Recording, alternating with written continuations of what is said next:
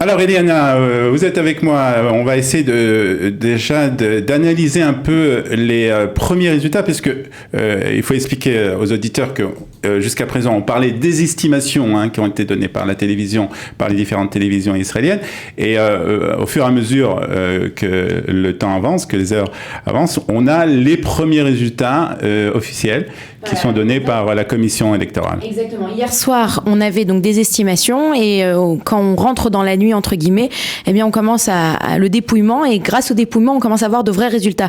Ce matin, les derniers résultats qui ont été donnés, on parle ici de 62% des bulletins qui ont été ouverts. Et c'est la raison pour laquelle certains partis, on peut pas encore se prononcer sur combien le Likoud a exactement. D'ailleurs, c'est une des raisons pour laquelle Benjamin Netanyahou prend toujours son temps pour réagir. Cette nuit, il l'a fait particulièrement tard, à 3h du matin. Donc, il prend toujours son temps pour ne pas s'avancer plus que ça, puisque les résultats, on aura des choses véritablement précises un peu plus tard. Et il faut pas oublier que Netanyahou a l'habitude de récupérer 1 ou 2 mandats un peu plus tard, au fur et à mesure qu'on ouvre toutes les enveloppes, dont les enveloppes doubles, et les enveloppes, ce qu'on appelle les enveloppes des yamaïm des marins, c'est-à-dire des soldats, etc. Donc on va attendre un petit peu avant d'avoir tout ce qu'il faut. Alors, pour le moment, est-ce que les premiers résultats qu'on a des urnes, est-ce que ça correspond aux estimations qui ont été données par la télévision israélienne ? Alors, plus ou moins, puisque hier soir, on annonçait le Likoud avec 30. Là, on est en train de se rapprocher de 32 ou 33.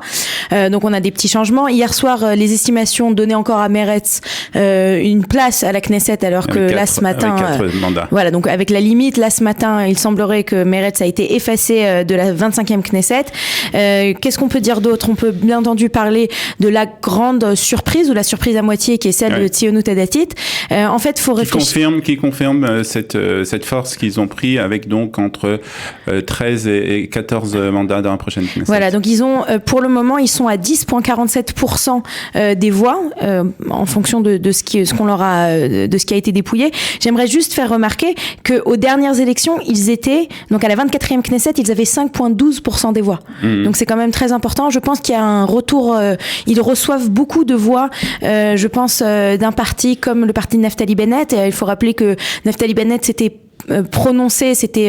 mise en avant durant la campagne de la 24e Knesset comme le plus à droite, la personne qui sera vraiment très très à droite. Il avait déçu beaucoup de son électorat et je pense que son électorat, quelque part, c'est les 7 mandats qu'il avait reçus lors de la 24e Knesset.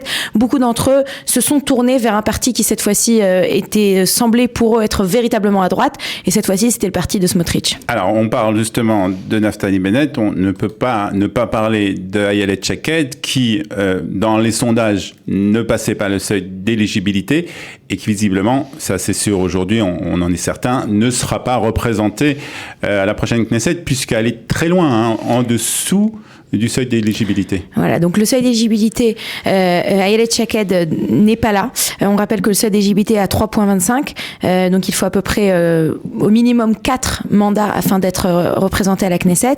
Ayelet Shaked, il faut dire, elle avait un duo, c'était Naftali Bennett et elle-même. Je pense qu'il y a beaucoup de personnes qui ont été déçues. Bon, d'abord, il y a eu une grosse déception de l'électorat, ça je l'ai dit il y a quelques instants, mais je pense aussi qu'il y avait beaucoup de gens qui aimaient ce duo, aimaient ce tandem.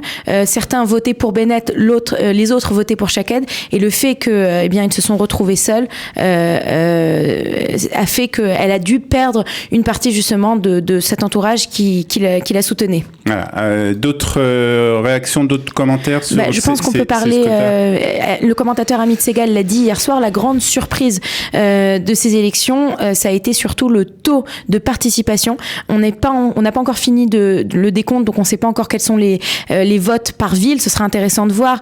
On a beaucoup parlé de la force qu'a pris le Chasse. Le Chasse, comme le disait hier Pascal Sunshine ici à notre antenne, le Chasse qui ces dernières élections a fait une campagne extrêmement ouverte, extrêmement sioniste par rapport à ce que on a l'habitude. Et puis à nouveau, je pense qu'il y a des gens qui cherchaient à voter à droite. Beaucoup de personnes sont déçues aussi par Benjamin Netanyahou, n'étaient pas prêts à donner leur voix au Likoud. Et le Chasse, au final, s'est trouvé être une opportunité, une option.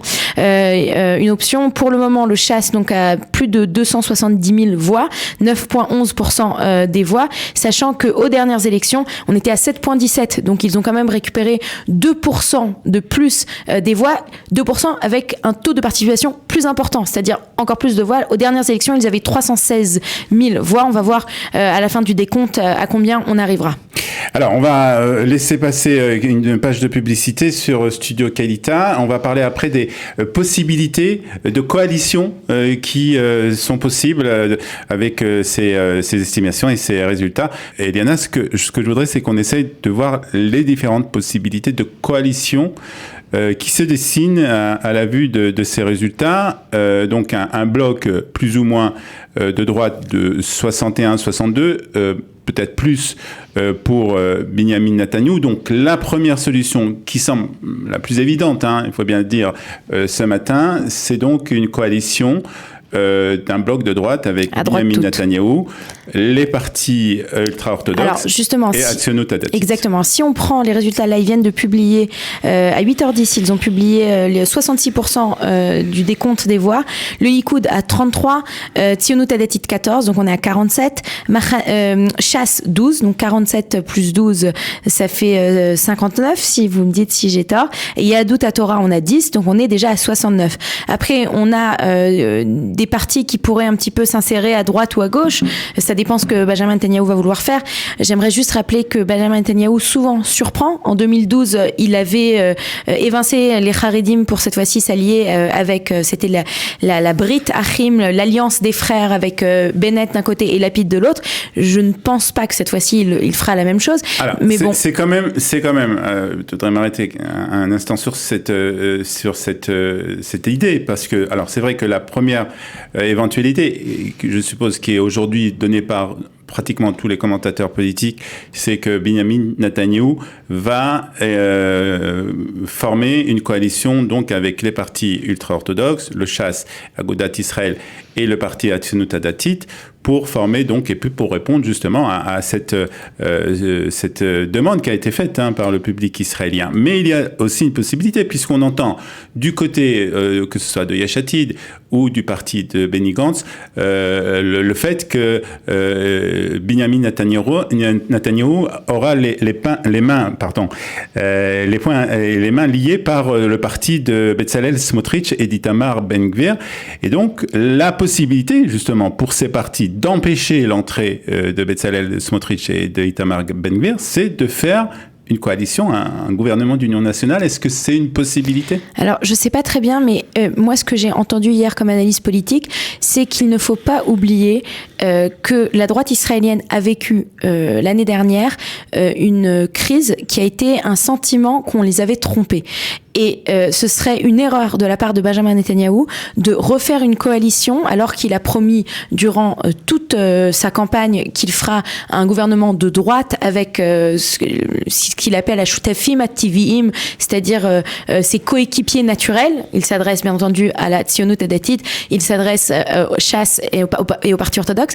Si on arrivait à un moment où il s'opposait, où il formait une coalition qui n'est pas avec ses coéquipiers naturels, alors à nouveau il y aurait un sentiment de trahison, et c'est ce sentiment de trahison auquel il faut faire attention, qui a développé toute cette année énormément de sentiments, et je pense que ce serait bête de la part de Benjamin Netanyahou de recommencer, et je pense qu'il est assez intelligent pour comprendre que ce serait une erreur politique, de retourner et de refaire quelque chose alors que ça s'est très mal vécu en Israël. À nouveau, on peut dire que Bennett n'a pas trompé, je rentre pas dans qu'est-ce qui a vraiment été fait. Je parle ici d'un sentiment que la population a eu, et les termes aussi qui revenaient en permanence. J'aimerais juste, Olivier, si vous êtes d'accord, m'arrêter sur quelque chose.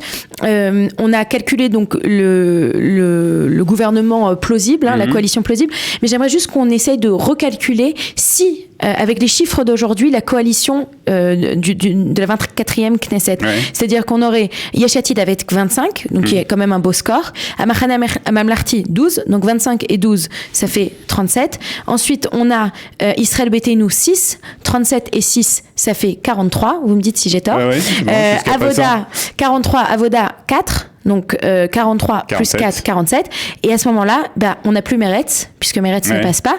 Et pour le moment, Ram ne passe pas, bien que... donc ils n'auraient pas eu vraiment de majorité. Voilà, donc en fait, on a véritablement cet élan qui avait permis, c'est donc les 7 de Yemina, cet élan qui avait permis à cette autre coalition d'être formée. Cette fois-ci, ce matin, vraiment, on voit qu'elle a disparu. Ce qui explique vraiment ces fluctuations qui existent, je pense que pratiquement dans la politique israélienne, c'est-à-dire des partis qui étaient donc à 6 ou 7 mandats qui disparaissent tout d'un coup. Hein. Oui, alors une autre réflexion qui est quand même importante, et s'il y a quelque chose qui devrait faire réagir Benjamin Netanyahou et sur lequel je pense qu'il doit, sur des chiffres sur lesquels il doit s'arrêter, il s'est arrêté hier soir, c'est le fait qu'au final tous les partis religieux aujourd'hui représentent presque ou l'équivalent de la force du Likoud. C'est-à-dire que jusqu'à maintenant, le Likoud était la force, la grande force de la droite en Israël. Et là, d'un seul coup, on arrive à une situation, donc à nouveau, si je reprends les chiffres qui ont été donnés il y a 12 minutes, de 66%, on a la Tzionut Adétit qui a 14, on a Shas qui a 12, donc on est à 26, il y a Yahadut HaTorah encore 10, donc on est à 36. Et le Likoud, pour le moment, n'est qu'à 33. Donc c'est la première fois où véritablement les partis religieux l'emporteraient, sont plus forts, ont donc plus de poids. Et ça, on va parler au moment de la coalition et au moment de désaccords qui vont être faits, des accords de la coalition. Cette fois-ci, le Likoud, presque a perdu un petit peu de sa force face aux partis religieux. Alors, rappelez-nous, on l'a fait hier soir, mais on va le rappeler parce que c'est très important et c'est important que nos auditeurs et nos téléspectateurs le comprennent bien. C'est ce qui va se passer dans les prochains jours parce que ce qu'il faut savoir, c'est que on n'aura pas un gouvernement très rapidement. Non. Ça va prendre au moins minimum 2 semaines, ça peut prendre même beaucoup plus. Alors, dans les prochains jours, quand les résultats on va finir de les publier aujourd'hui dans la journée normalement, peut-être demain matin, vont être remis au président. Le président va avoir 1 semaine pour remettre le mandat. A priori, d'après ce qui se passe, ce qui se présente, à moins qu'il y ait une grande surprise et que tous les partis religieux aillent avec Lapid, mais a priori, c'est Benjamin Netanyahou qui va recevoir le mandat pour former une coalition. C'est-à-dire qu'il faut bien expliquer, le président invite les chefs des partis, les consulte et leur demande qu'est-ce que vous conseillez comme Premier ministre pour former la prochaine coalition? Exactement. Et puis depuis, je ne sais pas si Yitzhak Herzog va faire la même chose qu'avait fait Reuven Rivlin aux dernières élections. Reuven Rivlin, je ne sais pas si vous vous souvenez, il avait fait des consultations en direct, c'est-à-dire les gens avaient la possibilité de voir ce qui se passait. Donc je ne sais pas si ça va être la même chose cette fois-ci, mais tous les partis donc vont dire pour qui et quelles sont les raisons pour lesquelles ils choisissent un chef de file pour former une coalition. Donc, à partir du moment... Donc visiblement, ce sera Binyamin Netanyahou qui recevra la possibilité de former une coalition, et à partir de ce moment-là, il va commencer ce qu'on appelle des Masa-o-Matan, des négociations pour justement arriver à un gouvernement avec ces partis. Voilà, donc après il aura 28 jours ouvrables. Donc 28 jours ouvrables, c'est un peu plus long. Voilà. Et en général, il faut dire aussi que Bibi a l'habitude de demander une prolongation. Ouais. Le président peut donner jusqu'à une prolongation de 14 jours, ou le président d'ailleurs peut refuser. Je ne sais pas si vous vous souvenez, il y a une fois Reuven Rivlin avait dit ça suffit, il faut que ce gouvernement soit créé, et avait refusé de donner des prolongations. Mais a priori, on est parti sur une période d'1 mois, 1 mois et demi, dans laquelle Benjamin Netanyahou va essayer de former la coalition. Alors former la coalition, c'est très simple.